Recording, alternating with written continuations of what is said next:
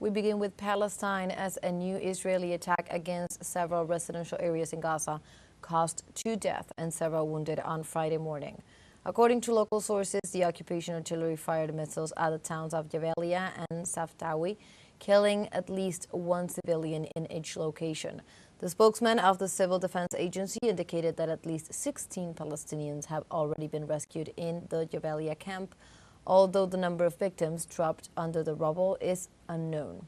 Israel's continuous aggression against the Gaza Strip by land, sea and air since October 7th last year has so far caused the death of 42,065 citizens and injured more than 97,000, most of them children and women.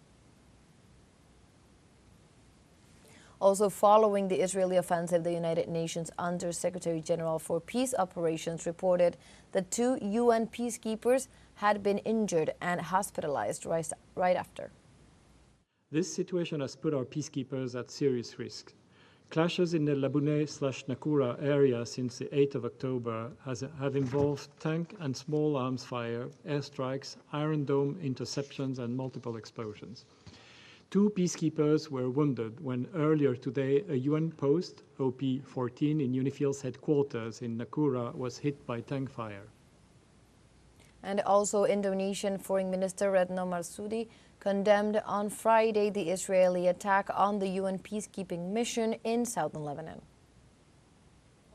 Indonesia strongly condemns this attack. An attack on UN personnel and property constitutes a serious violation of international humanitarian law and UN Security Council Resolution No. 1701. In this context, Lebanon's interim Prime Minister Najib Mikati urged Israel to stop its attacks on civilians, noting that 139 people were killed during Thursday's bombings. This way, the official called for a UN resolution demanding an immediate ceasefire from Israel and asserted that all the victims of last day's attacks were civilians.